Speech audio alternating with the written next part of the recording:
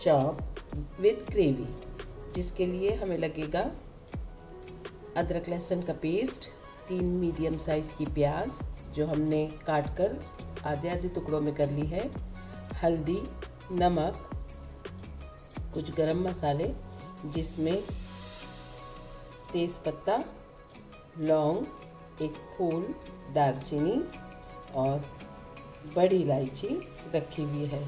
ये तमाम चीज़ें हम इस गोश्त के साथ गलने के लिए डालने वाले हैं और सिर्फ 2 या 3 सीटी ले लेंगे, पूरा गलाना नहीं है।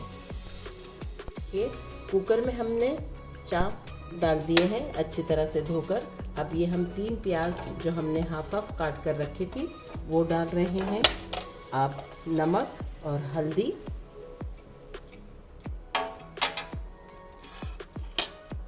ये गरम मसाले, लौंग, ये फूल, दालचीनी, सिया इलायची, तेज़पत्ता और अदरक लहसुन का पेस्ट, और हम डालेंगे 1 गिलास पानी ताकि ये इसके गलने के लिए काफ़ी हो जाए।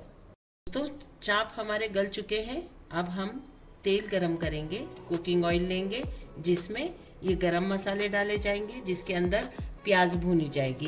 प्याज जब गुलाबी हो जाएगी हल्की सी, तब हम डालेंगे उसके अंदर ये मसाले, अदरक लहसुन का पेस्ट, धनिया का पाउडर, मिर्ची का पाउडर, गरम मसाला पाउडर, ज़ीरा पाउडर।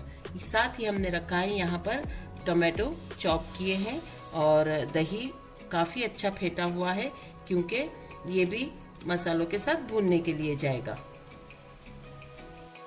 चाप बनाने के लिए हमेशा बर्तन जो होगा उसका चौड़े मुँह का लेना चाहिए क्योंकि बोटियाँ टूटना नहीं चाहिए। तेल हमारा गर्म हो चुका है। अब हम उसमें डाल रहे हैं तेज़पत्ता,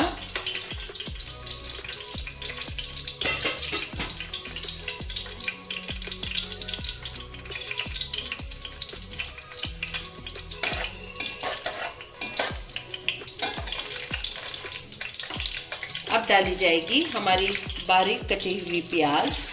इसे हम हल्का गुलाबी होने तक भून लेंगे, जिसमें हम डालेंगे बाद में अदरक लहसुन का पेस्ट। हम डाल रहे हैं और इसे भून लेंगे हम। साथ ही हम इसमें डालेंगे ये चॉप टमाटर और इसे अच्छी तरह से भून लेंगे।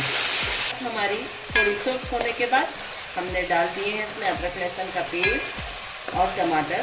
काफ़ी भूनने के बाद अब हम इसमें ऐड करने जा रहे हैं हमारे मसाले जो हमने निकाले थे, धनिया का पाउडर, मिर्ची का पाउडर, ज़ीरा पाउडर और गरम मसाला पाउडर, और इसे भी हम अच्छी तरह से भूनेंगे। इसमें अगर भूनने के लिए हमें पानी डालना पड़ेगा तो हम यखनी का इस्तेमाल करेंगे जो हमने चाप गलाने के लिए पानी डाला था, और काफ़ी यखनी हमारी बन गई है। ये यखनी दोस्तों, हमने यखनी बनाने के लिए जब चाप गलाने के लिए रखे थे और प्याज डाली थी उसमें, जो वो प्याज भी हमने उसमें से निकाल ली है। इसे अच्छा महीन सा हम चम्मच की मदद से पेस्ट जैसा बना रहे हैं और ये भी इन मसालों के साथ भून जाएगा।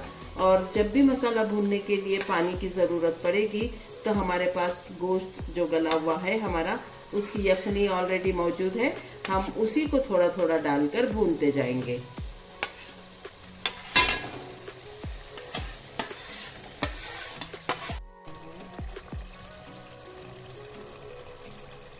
देखिए मसाला काफ़ी अच्छे हद तक भुना जा चुका है।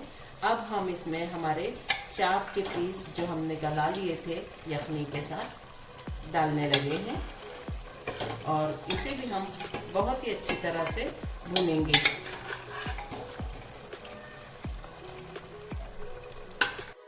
देखिए ये हमारे पास यखनी बची हुई थी, ये भी हम इसमें डाल रहे हैं और हम इसे इतना पका लेंगे जितनी हमें शोरबे की ज़रूरत है।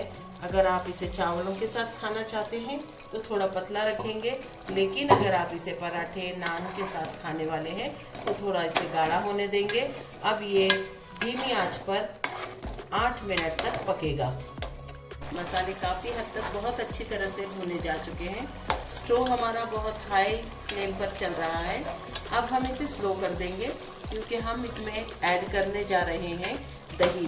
कभी कभी ऐसा हो जाता है कि दही फास्ट स्टोव और डाला जाए तो फट भी जाता है, तो नहायत ही हल्की तरह स्टोव पर इसे रखते हुए हमारा फेंटा हुआ दही हम इसमें ऐड करेंगे और इसे 8 मिनट तक 10 मिनट तक और भूनते हुए रहेंगे जब तक कि ये अच्छी तरह से इसमें शामिल ना हो जाए।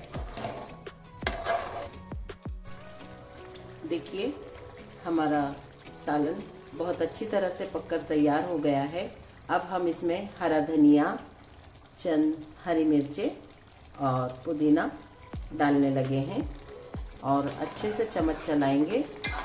1-2 मिनट के बाद हम इसे उतार लेने वाले हैं क्योंकि हमारा सालन पक चुका है और डिश आउट करेंगे।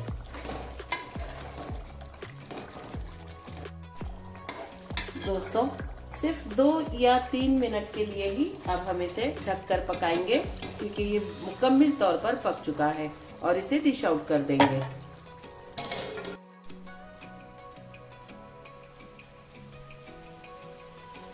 देखिए हमारा ग्रेवी तैयार हो चुकी है और आप इसे चावलों के साथ, नान के साथ या पराठों के साथ नोश कर सकते हैं। अल्लाह ताला आपकी दस्तरखान पे बहुत सारी नेमतें और बरकतें अता फरमाए। दुआओं में याद रखिए।